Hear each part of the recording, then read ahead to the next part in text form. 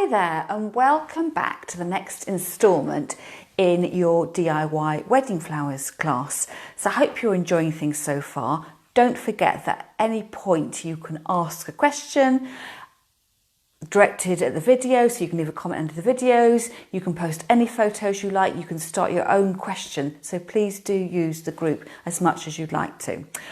I've got everything set out in the table in front of me and I am going to change the camera around, adjust the camera angle. There may be a few knocks and bumps as I get my knees under my table, and then we'll get going. So here goes.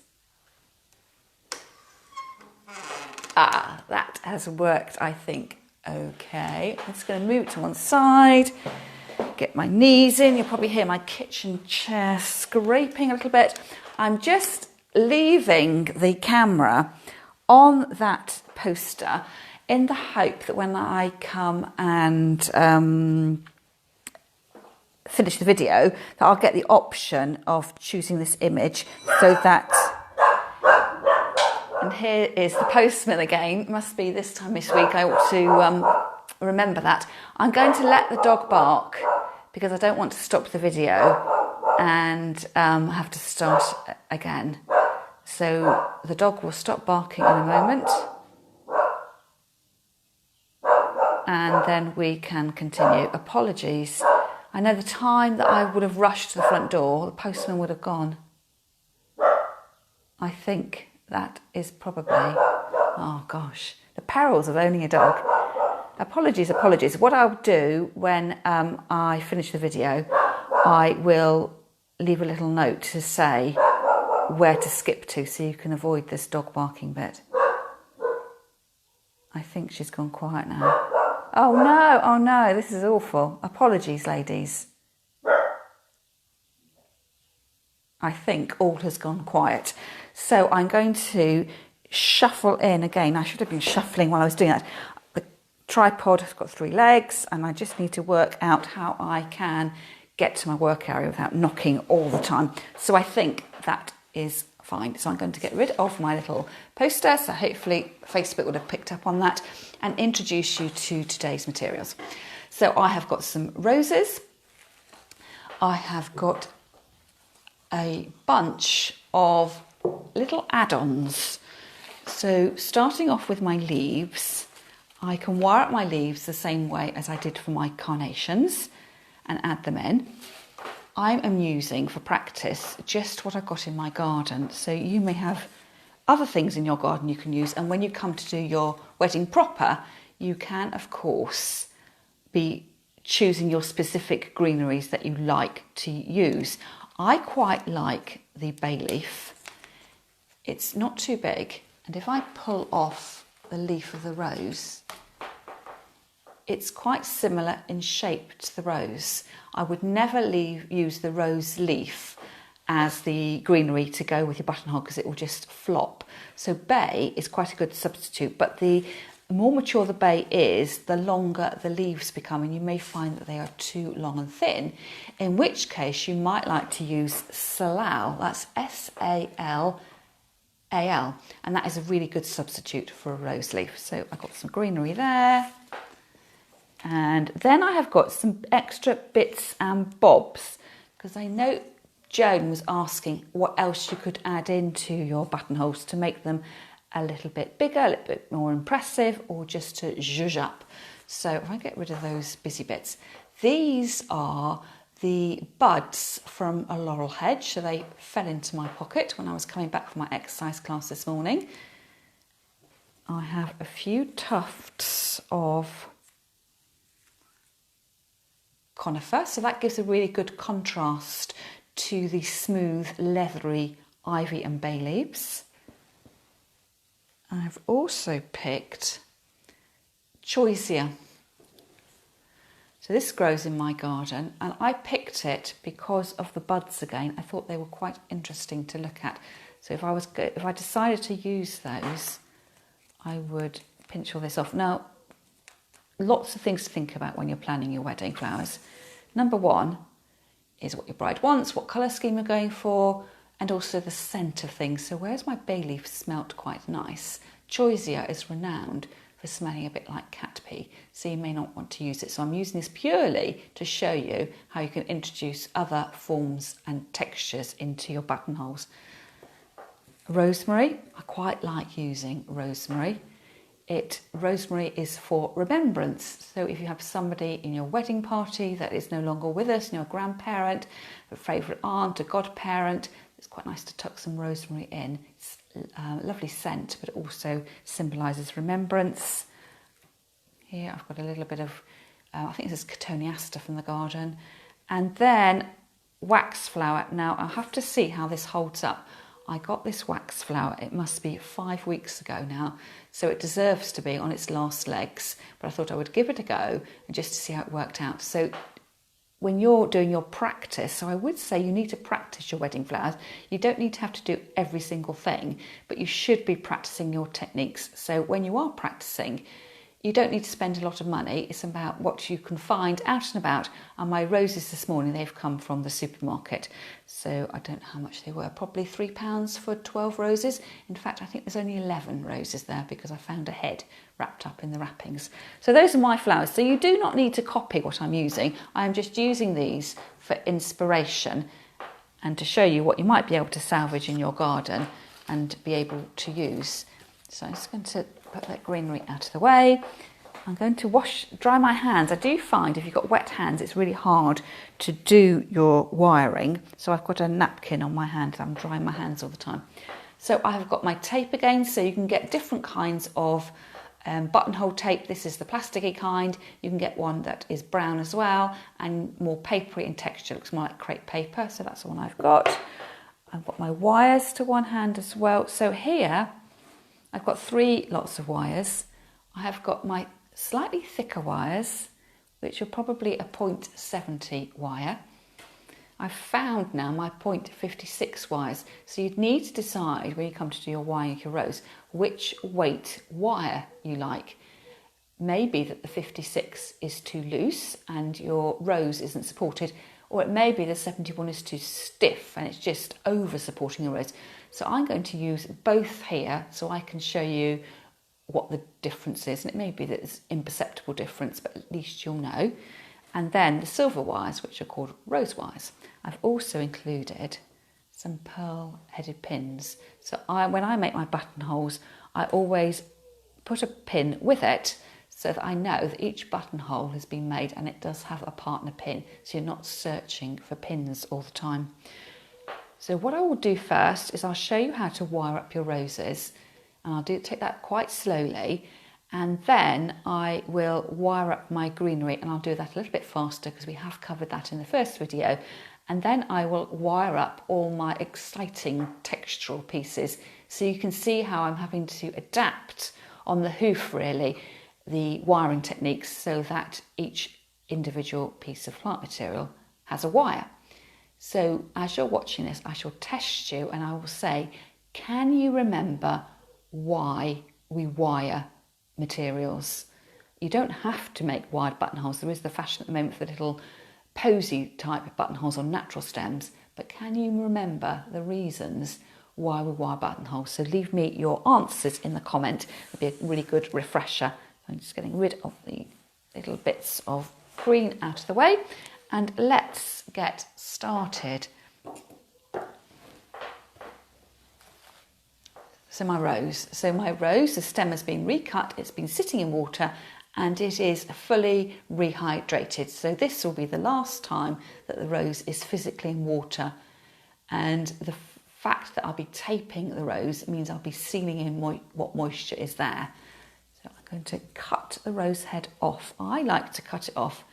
You can see you've got the main head here, and there's a slightly bulbous part here, and then you've got the slim stem. I am going to cut my head probably 1.5 centimetres. You need to leave a little bit of the stem on so you've got something to work with. I like cutting mine across at a slight angle rather than straight across so that the stem tapers down. You might find if you cut it straight across, you've got too much of a lump between the natural stem and then the wire that's going to come out. So I'm going to get rid of this bit. I don't need that anymore. So I will take my 56 wire, this is my 71, my 0.71 wire, holding it like a pencil, close to the end, and I'm going to push this stem right the way up the central part of the rose. So push, push, push. Being delicate, I've got to hold the flower head, but you've got to be firm and delicate at the same time. I'm pushing until I can just feel a little bit of a give. I am not pushing it all the way out the other side like we did with the carnation, because I don't want to damage the beautiful head of the rose. And then I need to tape that. So I've put the wire in for support, but it needs taping. So a little bit of tape here. The hardest bit is attaching your tape to begin with. So I normally squidge it on at the top there. I sort of folded it round. And then start pulling the tape. So I am pulling the tape coming down at an angle. I'm not pulling it out that way. I'm going to travel down the stem. So I'm pulling it almost at a 45-degree angle. You can imagine that would be a right angle there. I'm pulling it down at 45 degrees. So the tape travels. So you may be able, you can just detect there the tape is getting thin, and I am wrapping the rose, I'm rolling it into the tape. I'm not wrapping the tape around the rose. I'm stretching the tape and rolling the flower into the tape. You don't need to come down this far. I'm just taking the opportunity of showing you the action. And you can snip that off or pull it off. So there is the rose. I've done that wrong, ladies. I'm so busy talking to you. And look, it's bad workmanship, pulling off the end there. I have lost my train of thought. Let's start again. Let's take... Did you see how when I suddenly realised what I'd done wrong and my wire has pinged off from my rose head? We'll turn that into a learning point. We push the wire into the head of the rose until it just goes, oh, which is there. Because I don't want the wire to ping off, I have to put my rose wires in, which are my cross wires.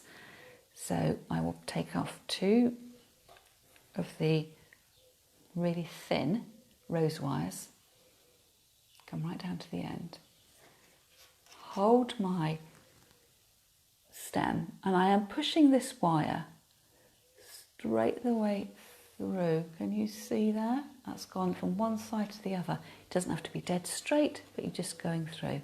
I'm going to pull that halfway across, so it's from here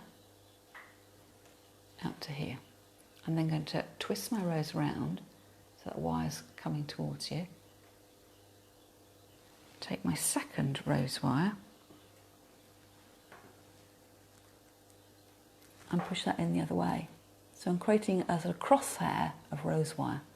If you struggle to put your wires in, then just twist the wire over and use the other end, or recut the stem, because once it's buckled you won't be able to get it in, and if you have real difficulty, recut the wire so you've got a point on it.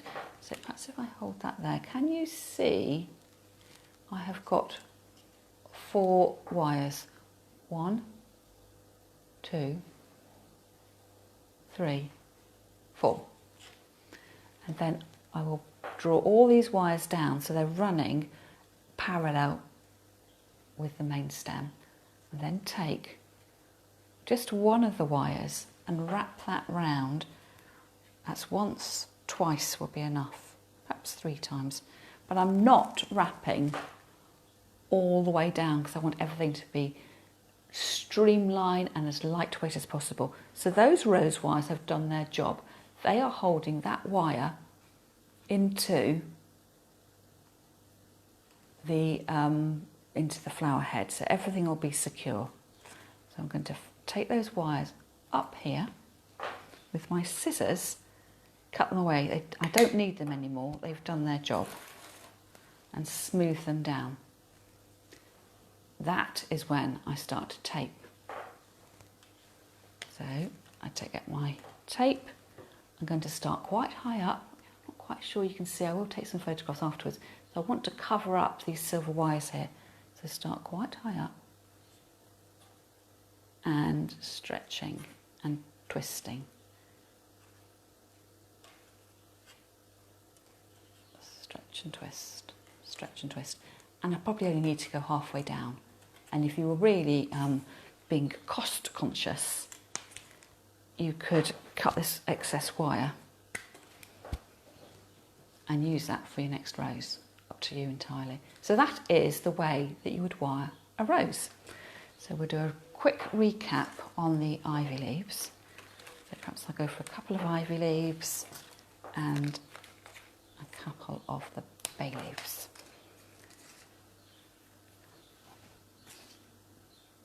Actually, before I said that, my brain's all over the place this morning. That is the 0.70 wire. Let's do it with the finer wire, which is the 0.56, to see whether we can discern what the advantage or disadvantage of my particular wire are.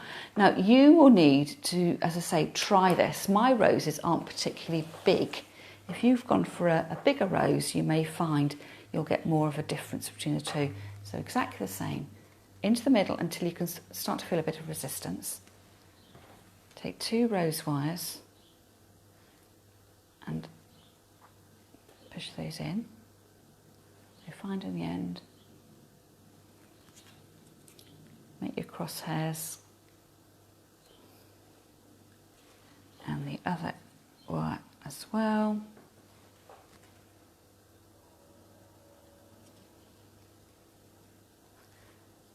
Gently hold the flower head, smooth your wires down so they all run parallel with your stem. Take one of the wires and round once, twice, 3 times. If it goes up, and cut away the excess wires. And then we'll tape. So starting the taping over these silver wires so you can't see anything, you can't see your workings. Stretch and twist.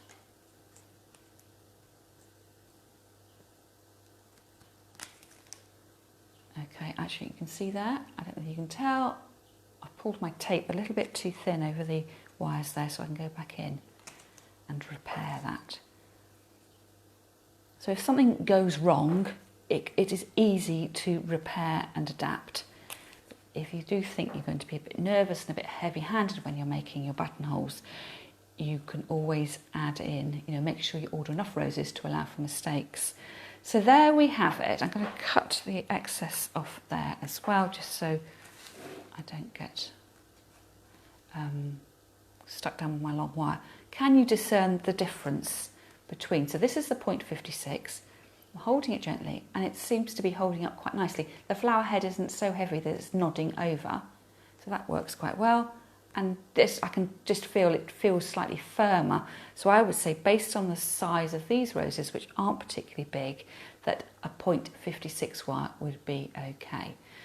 Now, one other thing you need to look at with your roses is how many of these guard petals you're going to take off, and that might be something you do when you condition your flowers. And it may be that you just want to take 1 or 2 off when you're buying your flowers, because you'll be sourcing them, I'm guessing, from a florist. There will be a better quality flower. These are supermarket flowers that have been bashed around, and whenever you do take off the damaged outer petals, I would just stop at 1 or 2. It can be quite addictive taking these leaf petals off, and you don't want to destroy the structure of the flower. This one is very badly creased actually, so I will need to take off a few more. Can you see on the edge here, which makes it quite small. So that was just with 2 or 3 taken off, and I think I've taken about 6 off that one. So back to our leaves. So I'm going to work with a couple of ivy leaves and a couple of bay leaves. So exactly the same technique as I've shown you before, starting with my rose wires, putting a stitch in the back and coming quite a long way down the leaf, about 3/4 of the way down. So you're supporting the leaf over this long section here. So I've done my little stitch, and you can just see the little silvery stitch there. Pull that halfway down, using my thumb to hold everything in place, and bending the wires down so they run with a natural stem. And take one of the wires and go 1, 2, 3. This time I'm going to keep the wire but cut out the bulky stem. And do that again. Another leaf just so I've got some leaves to play with.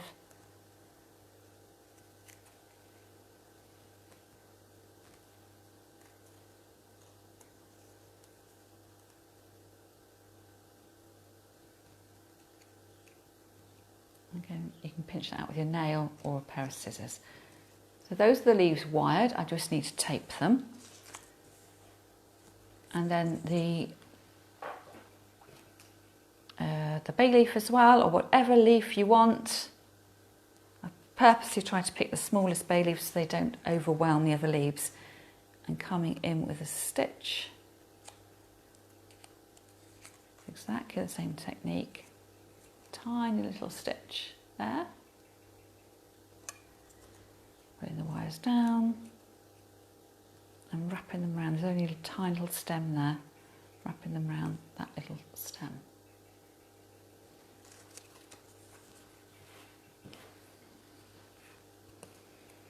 Now these leaves are smaller than the roses, so you may find there's not much stem to work with, and your tape, you may find your tape is too fat. So what I'm going to do with this first one is I'm going to tape up with the wide tape, that's just the standard tape. So exactly the same, pinch it on to start, stretch and roll the leaf into the tape. That wasn't too bad to do. If you think it's just too cumbersome, I would cut the tape off. I would wrap it around my fingers and cut the tape in half. And then you've got a thinner tape for the items that are more delicate in nature. So again, that's personal preference, but a handy trick to know, so carry on as before.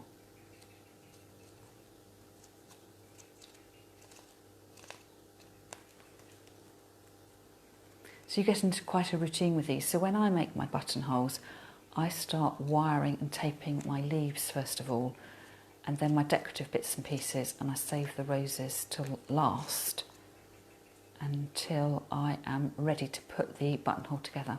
You can make the buttonholes ahead of time, provided you've conditioned your flowers and greenery really well. They will last well. So probably out of all the wedding things I do, it may well be the first thing I make, because you can put them to one side. But we'll talk about that later on, sort of a running order of things. So I have my roses wired. I have some pieces of greenery wired. And then I've got my exciting bits, my little bits of fluff. So it's a matter of looking at each piece of greenery you've got and deciding how to use it. So I'm going to first of all cut off a side section.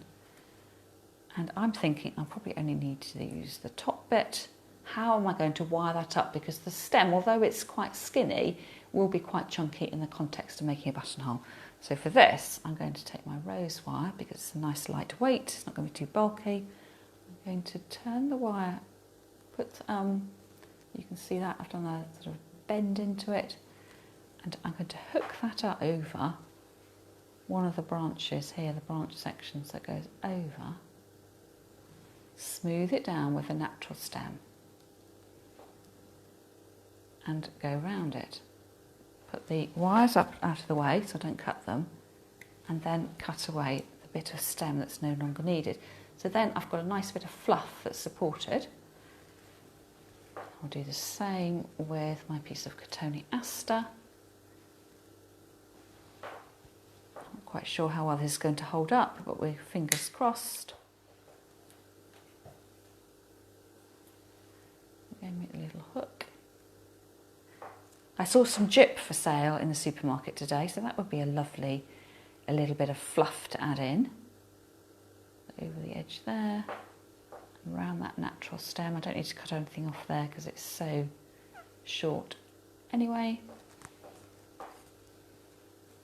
little piece of rosemary, so So I don't need things very big. Of course, if you want to come up bigger with the rosemary and everything you use, you should be able to cut it a few times.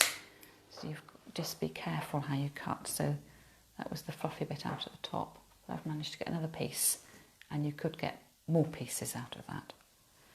So the other way of going, as well as going over the hook over, you could make a hook and just rest that against the stem if you think that the branched material isn't going to be strong enough to withhold the weight of a stem. So I've made my hook rest it over the stem, and this is what a florist would call a single leg mount. Twist the wires round. You end up with one leg of wire longer than the other, so that would be another way. Let me show you that again. I'm going to take off the lower leaves, take a wire, bend it over so you've got this shepherd's crook look. I'm not quite sure whether you can see that. So it's bent over. Hold that up to your stem. Hold it with your finger, thumb, and take the long wire and go around, going once, twice, 3 times. I might go 4 times, but I'm not repeatedly going down. It's just however much twists you need to hold everything in place. So there, and then my little laurel heads. Now you see as I pick that up, the bud pinged off. So again, that's why we practice to see what works and what doesn't work. That's quite a fleshy stem there, but I still think it's light enough to use the rose wire. Bend the wire over. I'm going to rest that over the top and do one of these single leg mounts. 1, 2, 3, I've gone 4 times. Lift that other bit of wire up and cut away the excess and smooth everything back down again. And then the wax flower. So we'll have to see what happens here. The wax flower is 5 weeks old. I am asking a lot of it. We will see how it goes on. I'm going to take off these little leaves here. It's quite a woody stem here, so I'm going to try the looping over technique again here. So bend the wire over at the end, hook it over the branches, bringing it back, and 1, 2, 3, and then get rid of the woody stem. It's going to be chunky. So it is about adapting the techniques and making sure your materials are robust enough to withstand being wired, choosing the most appropriate wiring technique, and then having a practice. So taping away. Stretch and travel down the end. Wax flower. The laurel, it's a slightly chunkier stem.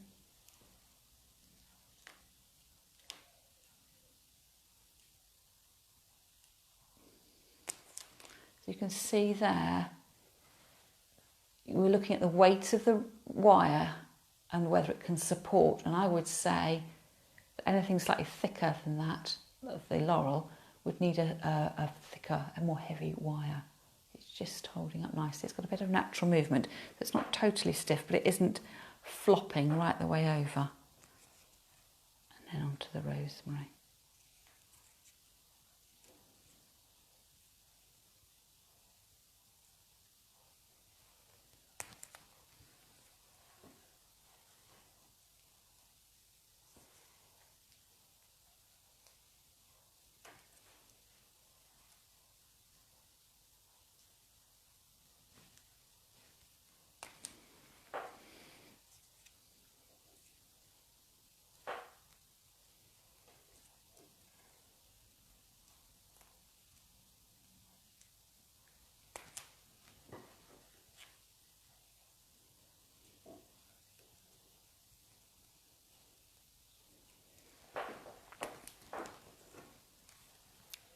What I'm going to do now is I'm just going to have a bit of a tidy around and push things out of the way.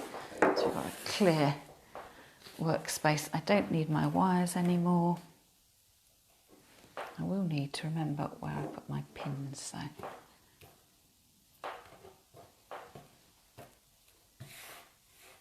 I will also need my tape. So I've got my wire, my decorative pins there. I have got my my materials here. I haven't wired this, I have wired those and taped those. I'm going to get my leaves to one side. All my exciting bits are here.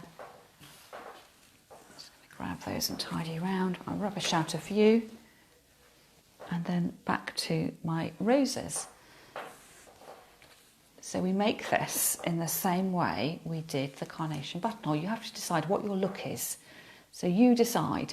And I would say when you're adding leaves, you want your leaves just to tip over a little bit. So you can see here at the base here, the rose isn't covered by the leaf.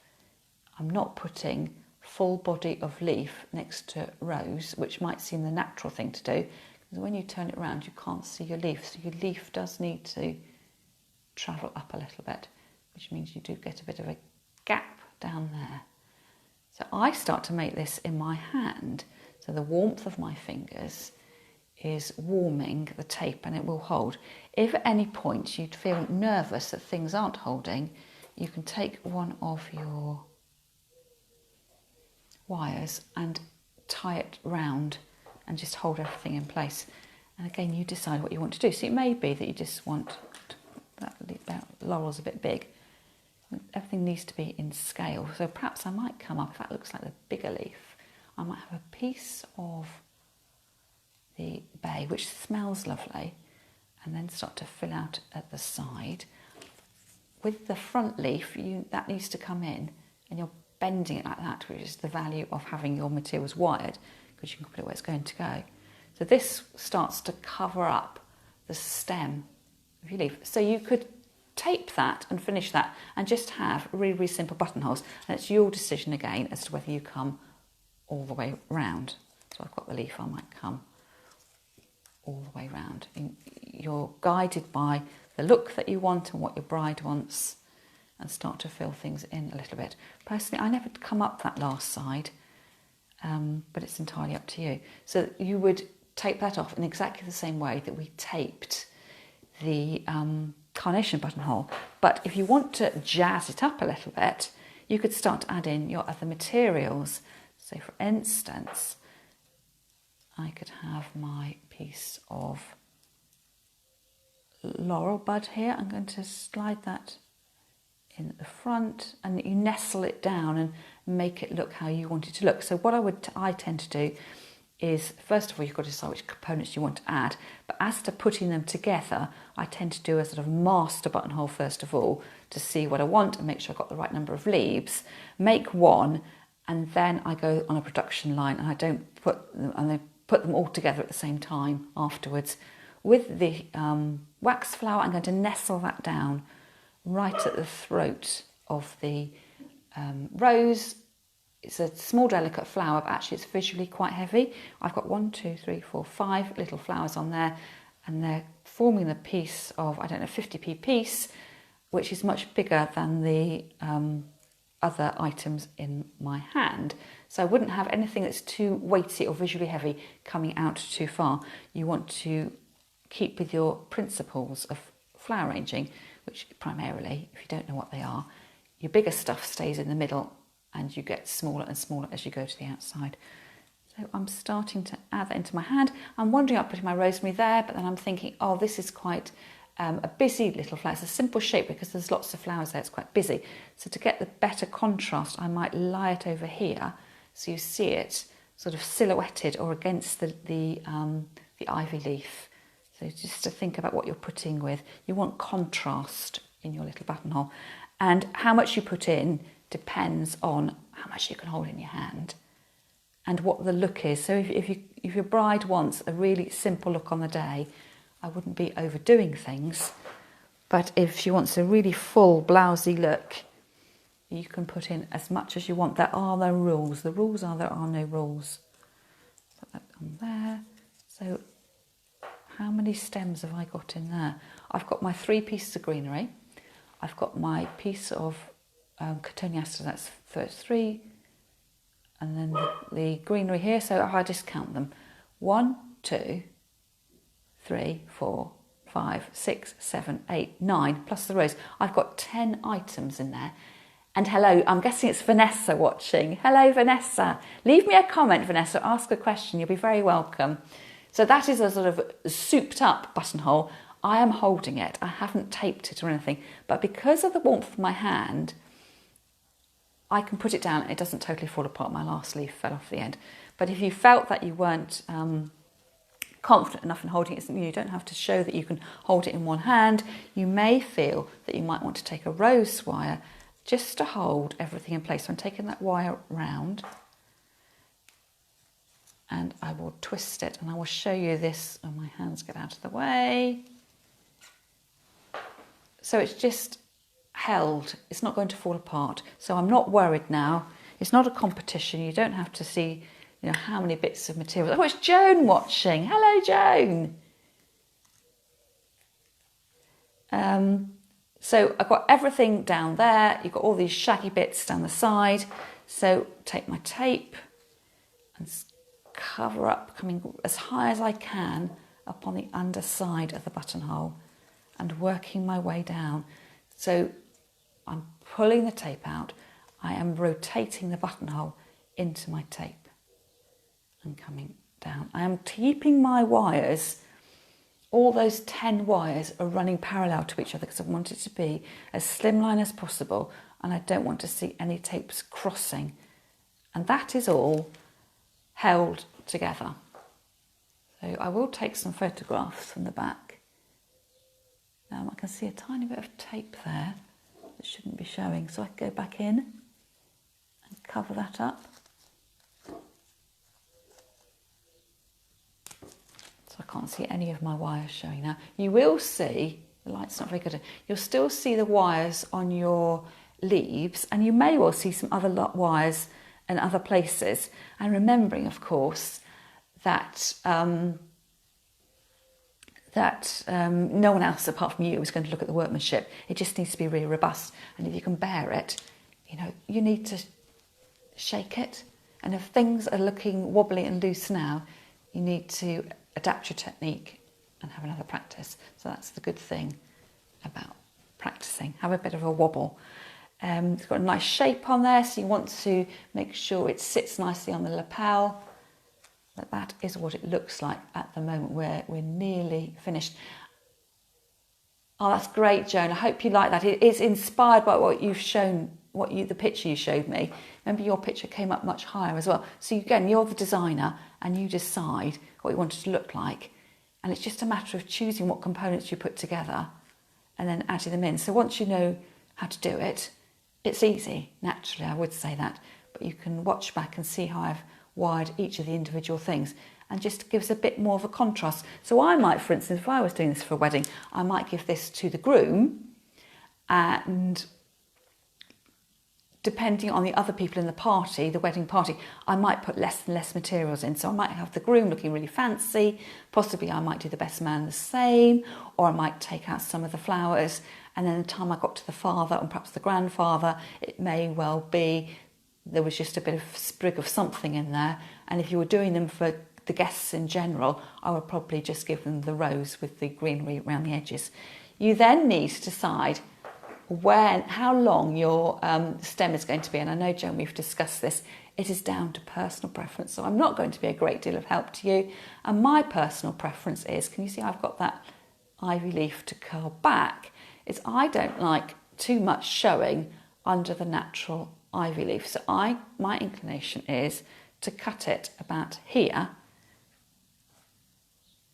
which gives me, I'm guessing, about 4 centimetres. So what I would do here is give it a blunt cut right the way across. So getting into my scissors, this bit here is for cutting wires. So right the way across. And it's a bit like then looking at an electric cable. I'm not sure you can see that. I don't know if that will focus or not. Can you see all these little wires in here? It's a bit like an electric cable. You now need to cover that over because it's going to be rough and scratchy and catching on people's clothes. So I turn my buttonhole upside down, start near the top or the bottom of the stem and go round and go over that end bit, and I end up with a sort of knobbly end on my buttonhole. So that is all cut and pushed away. So that would be the complete buttonhole, which I would then pierce a pin across to, so you know that everyone's got a buttonhole that needs it. I can't get that pin in now.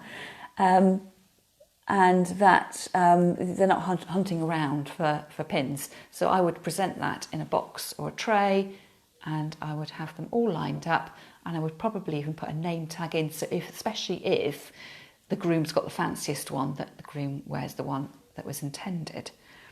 So that is the finished buttonhole. Now, if you want to jazz things up a bit, what you could do is put a pin going in the other way.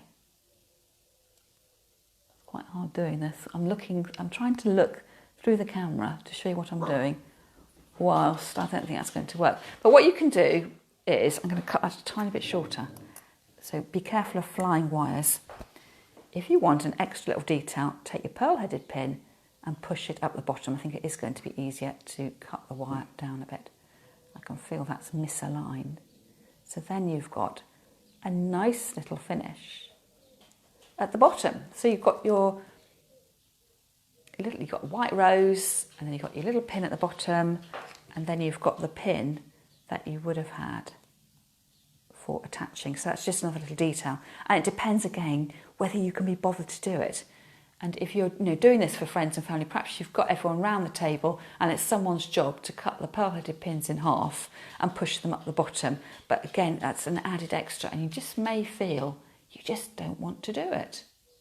So I think that is all I need to show you today for the rose buttonhole. So you can keep it really, really simple with your leaves around the edges. I haven't wired these. I'm just going to lean across and get my ivy leaves just to mock it up. So some ivy leaves. It could be, imagine I've wired and taped all of these. It could be as simple as a rose with some greenery, or you can add in your extra bits to make it more of a statement buttonhole and do that. But the basic technique's the same. You just need to work out how to wire each of the components to put that on.